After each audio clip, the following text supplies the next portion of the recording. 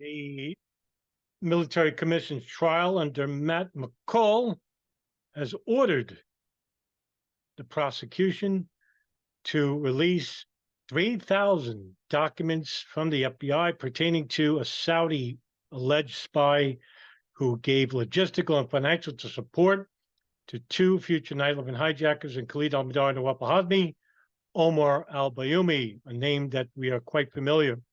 There was a breaking article by SpyTalk, and Seth Hettena broke the story how Judge McCall ordered the FBI to hand over 3,000 9/11 documents pertaining to Omar al-Bayoumi. And I say, let's get right to the article. By the way, the article itself is going to be at the bottom of the description, along with the military commission order, which we'll also read as well. Seth Hettena wrote a good article here.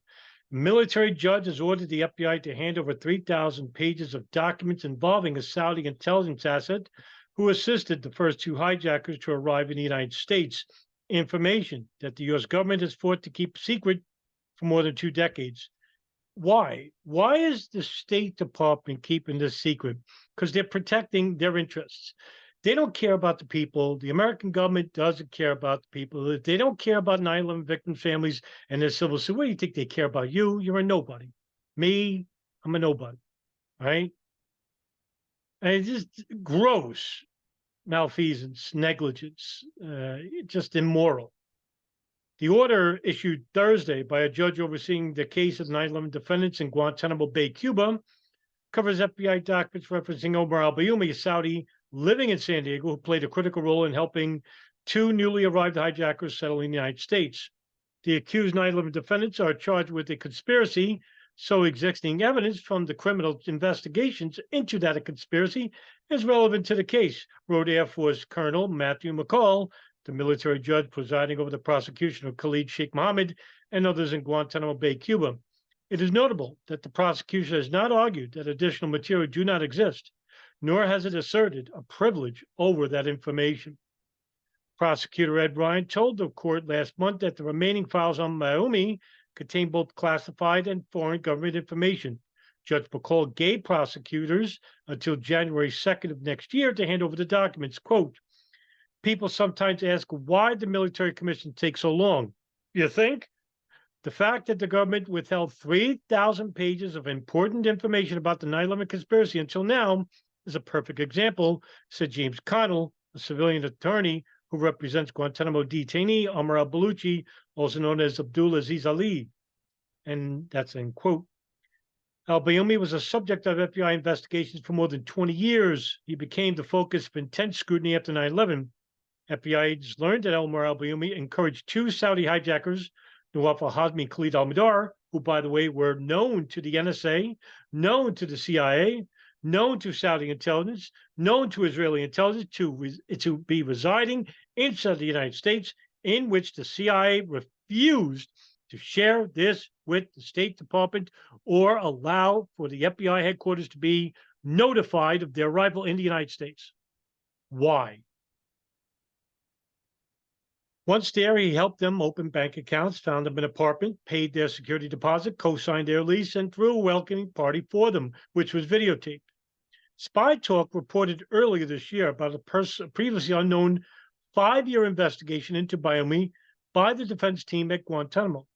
4 unnamed former FBI agents involved in the 9/11 investigation told a defense investigator they believed that Bayoumi was at the center of an operation on U.S. soil by the CIA, working in conjunction with Saudi intelligence to penetrate al-Qaeda. That 9/11 investigation is from the Office of Military Commissions, Donald Canestraro. One former FBI agent indicated that the CIA has operational files on Bayoumi, that was in the Canestraro documents, that predated 9/11 and were still being suppressed. So the CIA had a file on Omar al-Bayoumi way before 9/11 even happened. The CIA denied withholding information, but stopped short of claiming that such files do not exist. Now, I have interviewed Michael Scheuer, who was the station chief at the Bin Laden Issue Station, codenamed Alex Station, and we talked about why he thought that the CIA withheld information, and he says he has no idea. Well, we have to take it as that. and we really specifically don't know. Now, whether they want to turn al-Bayoumi and al-Hazmi, I mean, Khalid al-Mihdhar and Nawaf al-Hazmi, I don't know. I don't know if that was really the case. Al-Bayoumi was long suspected to have been a Saudi intelligence agent, allegations that he long denied. FBI files declassified on President Biden's order revealed that Bayoumi was paid a monthly stipend as a co-optee of the Saudi General Intelligence Presidency. A co-optee is a citizen of a country, but not an officer or employee of that country's intelligence service who assists that service on a temporary or opportunity basis. According to the declassified FBI memo, Bayoumi was paid by and reported to Prince Bandar bin Sultan Al Saud, the longtime Saudi ambassador to the United States and close friend of the Bush family. Family members who lost loved ones on 9/11 have been thwarted in their attempts to learn more about al-Bayoumi and his connections to the Saudi government. The defense counsel for those accused of mass murder on 9/11 is getting more access to documents than the terror victims themselves, said Brett Eagleson, who I've interviewed, who lost his father after al-Qaeda operatives commandeered commercial airlines and crashed them into the World Trade Center. Al-Bayoumi was a principal focus of the 28 pages, the long-withheld final section of the Joint Congressional Committee's report on 9/11 that was finally released in 2016. Eagleson tells SpyTalk that then President Trump promised he would declassify information relating to Omar al-Bayoumi and other matters at the White House meeting with 9/11 families in 2019. The following day, Eagleson said Trump's Justice Department invoked the state secrets privilege to block the information from becoming public, and that was William Bill Barr. Judge McCall also denied the defense request for information on Bayoumi's associates, including Fahad al-Tameri, the imam at the King Fahd Mosque, an employee of the Saudi consulate in Los Angeles, and the imam of the King Fahd Mosque in Culver City, where his extremist sermons appealed to hardcore attendees. In 2007, the FBI opened Operation Encore to examine the network that supported al-Hazmi and al-Mihdhar when they arrived in the United States, barely able to speak English. The FBI closed Operation Encore in 2021 after finding insufficient evidence to charge any Saudi government official with conspiring to help the hijackers carry out the 9/11 attack. You have to ask yourself why 22 years later, our government is still fighting tooth and nail to protect documents that implicate Saudi Arabia and Omar al-Bayoumi, Eagleson said. The U.S. and Saudi governments were working together. That is the only explanation anybody's ever given to me that made any sense.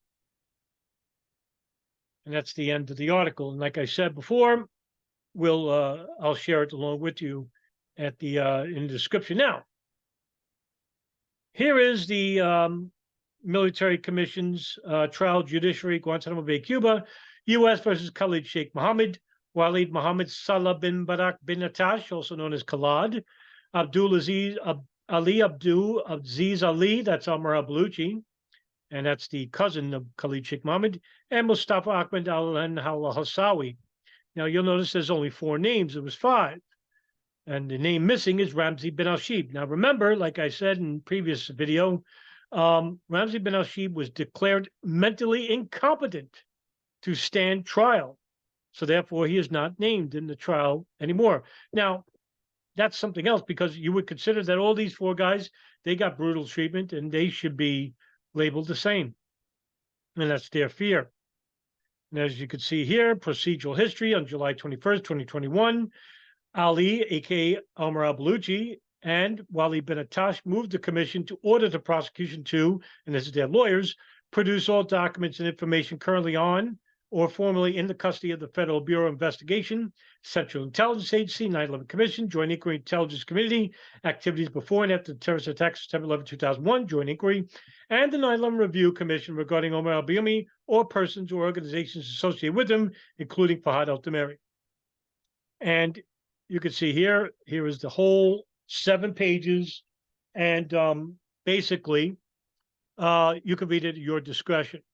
So, ladies and gentlemen, here we have some pressure from the judge himself, McCall. Thank you, Mike McCall, for ordering what should have been done many years ago and basically was ignored largely by the State Department, who still protects Saudi Arabia So a lot of credit goes to Matthew McCall. I said Michael McCall before.